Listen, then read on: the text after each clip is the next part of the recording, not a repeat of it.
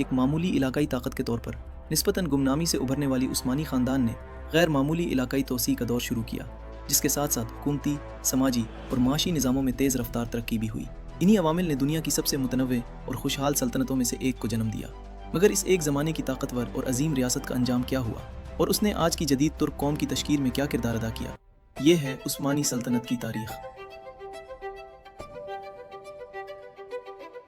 14ویں صدی تک بازنطینی سلطنت سکڑ کر بلقان کے جنوبی حصوں، یونان کے مرکزی علاقے، یونانی جزائر اور ترکی میں موجود چند علاقوں تک محدود ہو چکی تھی۔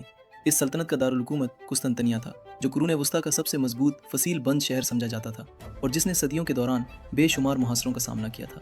1331 میں ایک بڑی پیش رفت اس وقت ہوئی جب نیکیا کا شہر ترکوں کے ہاتھوں فتح ہو گیا۔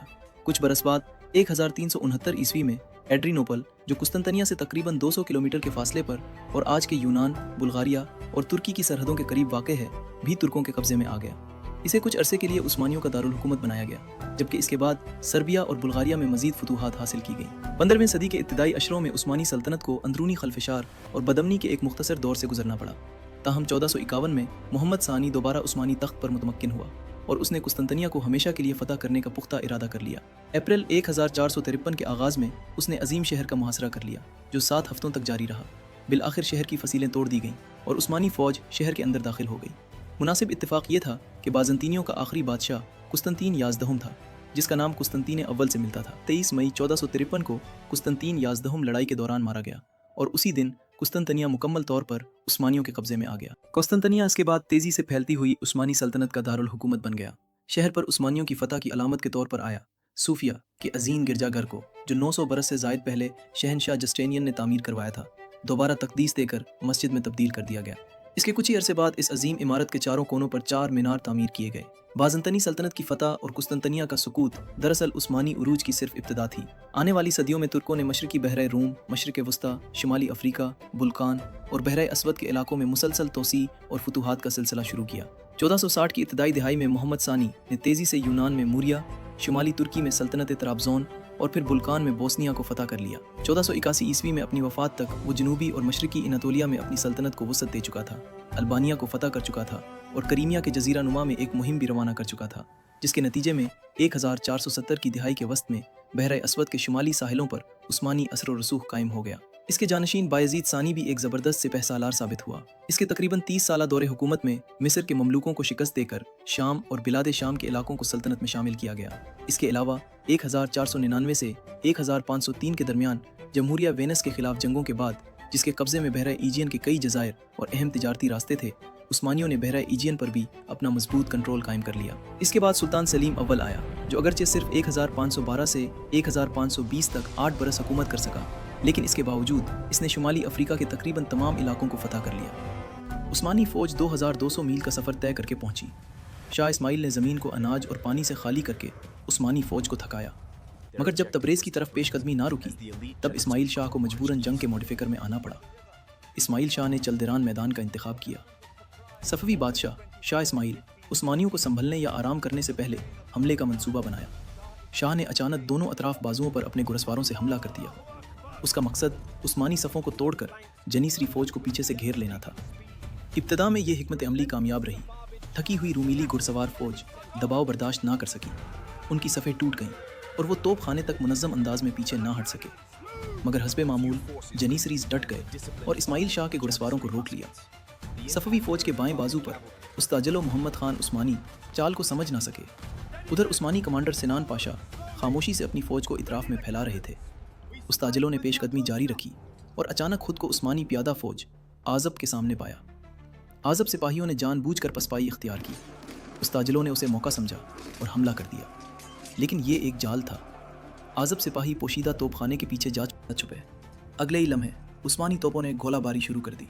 شدید دھماکوں نے صفوی فوج کو بدحواس کر دیا۔ سپاہی بھاگنے لگے۔ سنان پاشا نے استاجلو کے لشکر کو چاروں طرف سے گھیر لیا۔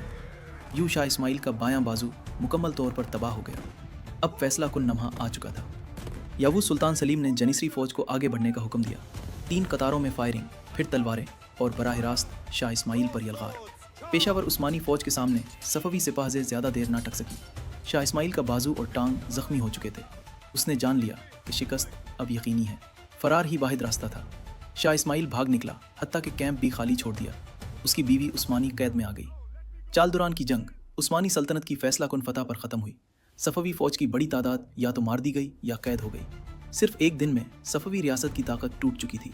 इसी फतह के बाद यावूस सुल्तान सलीम बगैर किसी मुज़ाहिमत के सफ़वी दारुल हुकूमत तबरेज़ में दाखिल हो गए। शाह इस्माइल ने अपने किए पर माफ़ी मांगी, जिस पर सुल्तान यावूस सलीम ने कुछ इलाका उसे वापस दे दिया। 1517 में इसकी अफवाज ने जंग रेदानिया में ममलूकों को शिकस्त दी और मिस्र और लीबिया के बड़े हिस्से उस्मानी इक़्तिदार में आ गए। 1519 में अलजायर और त्यूनिस के बेशतर हिस्सों के हुक्मरान खैरुद्दीन बारबरूसा ने भी उस्मानी बालादस्ती तस्लीम कर ली। उस्मानी सल्तनत का शायद सबसे मशहूर सुल्तान और वो हुक्मरान जिसके दौर में सल्तनत अपनी ताकत की इंतहा को पहुंची, सुलेमान कानूनी था। इसने 1520 से 1566 तक निस्फ सदी तक हुकूमत की। इसके दौर में उस्मानी सल्तनत दुनिया की सफ़े अव्वल की आलमी ताकतों में शामिल हो गई। इसने बुल्कान के बेशतर इलाकों को मुकम्मल तौर पर फतह किया और अपनी अफवाज को वयाना के दरवाज़ों तक ले गया, जिसका इसने 1529 में मुहासरा किया, अगरचे वो कामयाब ना हो सका। इसने 1522 में सेंट जॉन के मसीही नाइट से जजीरा रोड्स छीन लिया। 1551 में शुमाली अफ्रीका के शहर तराबलस को फतह किया और जजीरा नुमा अरब और इराक तक अपनी सल्तनत को वसअत दी। इसके दौर के इख्तिताम तक उस्मानी इक़्तिदार मगरिब में अलजायर से लेकर मशरिक़ में बहरा कैस्पियान के साहिलों तक और शुमाल में हंगरी और बहरा असवद के किनारों से जनूब में मिस्र और ओमान तक फैल चुका था। उस्मानियों की इस शानदार तोसी की एक बड़ी वजह इनकी इंतहाई मुनज़्ज़म और ताकतवर फ़ौज थी, जिसमें आला तरबियत याफ्ता प्यादा फ़ौज, घड़सवार दस्ते और तोप खाने का ऐसा मुतवाज़िन इंतजाज शामिल था जो अपने उरूज के दौर में बेमिसाल समझा जाता था। इनके अशराफिया दस्तों में से एक अहम दस्ता येनीचरी कहलाता था। ये वो सिपाही थे जिन्हें जनूब मगरबी यूरोप के मसीही इलाकों से बचपन में ग़ुलाम बनाकर लाया जाता, इस्लाम कबूल करवाया जाता और रियासत की खिदमत के लिए सख्त फ़ौजी तरबियत दी जाती थी। उसके बाद उन्हें सख्त नज़्म ज़ब्त और पेशावराना उसूलों के तहत उस्मानी फ़ौज में शामिल किया गया, जिसने उन्हें एक नहायत मुअस्सिर और मोहलिक जंगी कुव्वत बना दिया। 16वीं सदी के अवाइल में अपनी इस ताकतवर हैसियत से उस्मानियों ने अपनी फतूहात को मुस्तहकम किया और अगली 2 सदियों तक मगरबी और वस्ती यूरोप में मसीही दुनिया क्रिश्चियनडम के ख़िलाफ़ मुसलसल जंगें लड़ते रहे। ये एक कसीरुल जहती तनाज़े था, जिसमें इब्तिदाई तौर पर ज़्यादातर तवज्जो बहरे रूम पर बालादस्ती हासिल करने पर मरकूज़ रही, जहाँ उस वक्त खित्ते की सबसे बड़ी ताकत स्पेन था। जंग मुहाच में हंगरियों पर फतह के बाद वस्ती यूरोप पर मुकम्मल कंट्रोल उस्मानियों की दस्तरस में महसूस होने लगी।